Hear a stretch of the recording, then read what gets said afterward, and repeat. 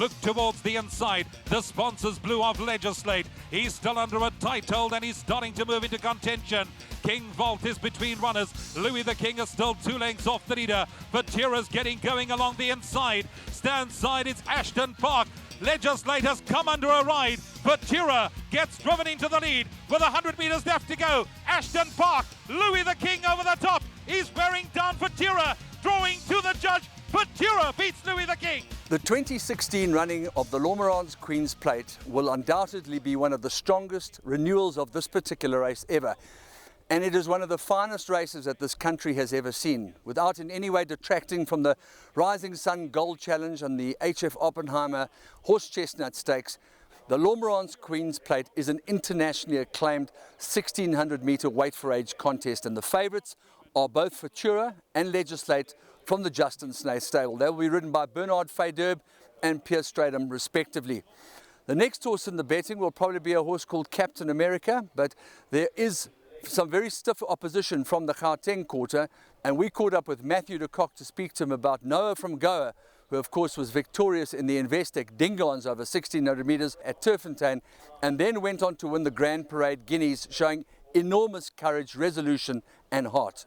If you said to me when he broke his maiden in September we'll be lining up for the Queen's Plate on the 9th of January, I would have found it pretty hard to believe. But after every run that he's had, he's just grown into a beautiful horse, got stronger, better, more mature, and he's in a winning frame of mind at the moment, and he's doing extremely well in Cape Town. He's taking the time between races very well.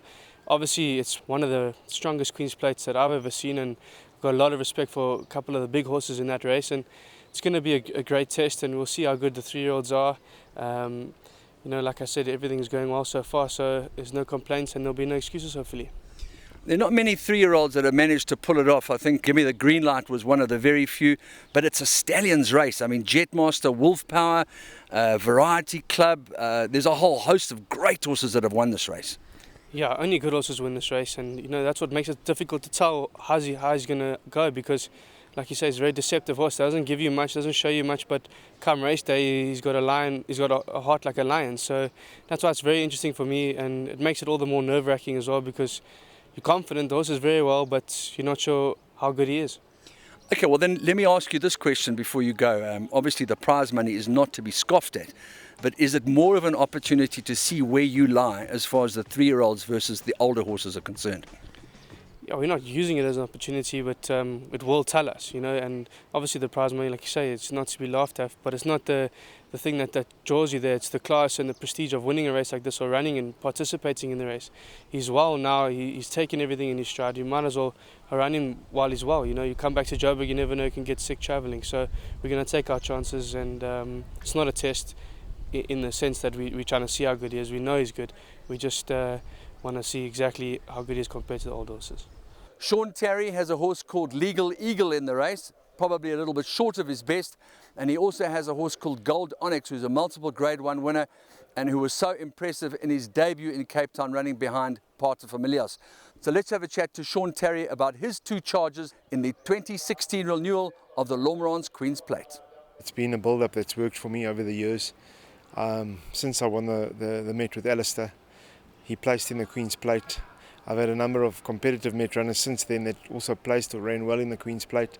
So for me it's a natural prep, and I mean if the race is run at a pace that would suit the horse that wants a bit further, and your horse is obviously given the opportunity to then run at the horses that have got a bit more pace, you know, if it falls into place, well what a privilege. But at the end of the day we obviously have got the Met in mind, and we hope that we just have a good run and come out of it sound. Well, I've spoken to 2 people so far, in Matthew de Kock and Stratum. Stratum's won this race 6 times, and it looks like the race is going to have a lot of pace, because I don't really think Legislator's got any other way of running. You've got Captain America in the race, which probably will play into Futura's hands and will play into Legal Eagle and Gold Onyx's hands, who like to run at them.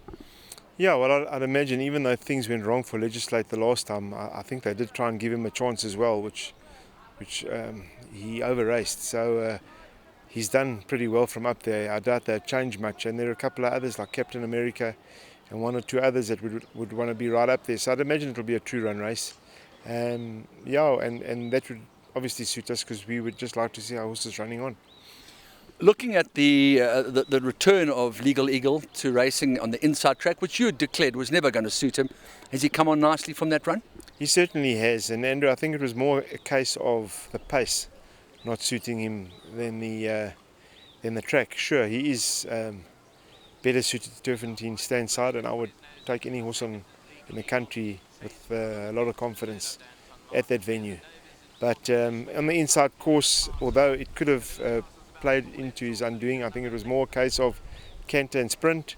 And when he was asked to sprint, he never got a chance to go through the gears, which he likes to do. And he was caught flat-footed a few times, kept trying to quicken, and just showed what a good horse he is by actually only going down a short head. And if I may say, it also shows what a great jockey Anton Marcus is, because I'm sure in the back of his mind he was not going to win at all costs. Yeah, I think probably Anton, in retrospect, probably thinks if he had gone a bit earlier, the horse would have won, because it would have just allowed him to go through the gears more easily. But it is what it is. Everybody's happy, and we are where we are now. I spoke to you very briefly at Turfentine after having watched Gold Onyx's last race on TV when he ran behind Paterfamilias, and you were absolutely gobsmacked with regard to the kind of work he'd been showing you and what he actually delivered on the day. Yeah, it was very, very pleasing. Obviously, I was very, very wary of the fact that he should be covered up because he hasn't had enough work, and I expected that to happen from a 3-draw, but we found ourselves 3 wide, and he travelled a little bit too well. And I thought he would compound based on what he had shown me at home. But once again, the fact that it was a slow run race, the race didn't take its toll on him, and he was able to quicken up well, and it was a very creditable second. Well, I'm glad you mentioned slow run race, because I use the tool on form grids frequently, and it revealed that there was a race of a much lower caliber earlier on in the day that was run 2.3 seconds faster than that race, which equates to about 13-14 lengths, so that says a lot.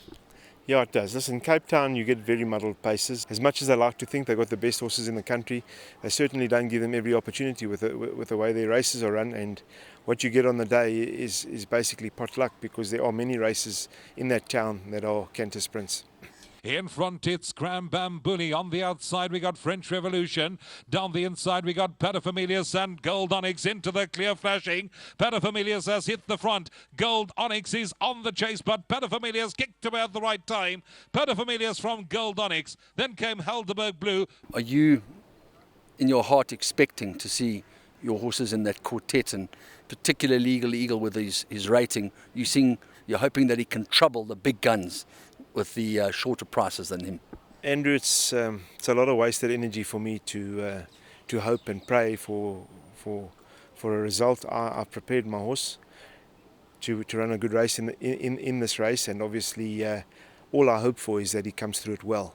He's running on well, and if he runs a place, it's a bonus. If not, we're not there for the Queen's Plate, but whatever we can get, we'll take with both hands. The Queen's Plate has been one of my absolute luckiest races that I could find. I think I won at least 6, but to be honest, I haven't won it for a couple of years, so it will be nice to win it this year. But obviously I have to respect Futura, who's the top-rated horse in the race, and it is level weights. And the fact that Legislate races up Henny and Captain America might just make the race for Futura. But I heard Legislate is working very well, and I'm quite happy to go down to Cape Town and take my chances, because he's got to be one of the main runners. Yeah, they're talking him up a lot, and we know that at his best ability, he's going to give the best milers in the country a run for their money. He definitely will. I've just seen what I've seen. He's a bit of a handful, and he can make life difficult for you. So hopefully the race just works out well, because if it doesn't, he could easily go missing. Legislate has come under a ride. Futura gets driven into the lead with 100 metres left to go. Ashton Park, Louis the King over the top. He's wearing down Futura, drawing to the judge. Futura beats Louis the King. Gold Onyx, Jet Explorer, Talina, Ashton Park, King Vault. Then came Legislate and Paterfamilias.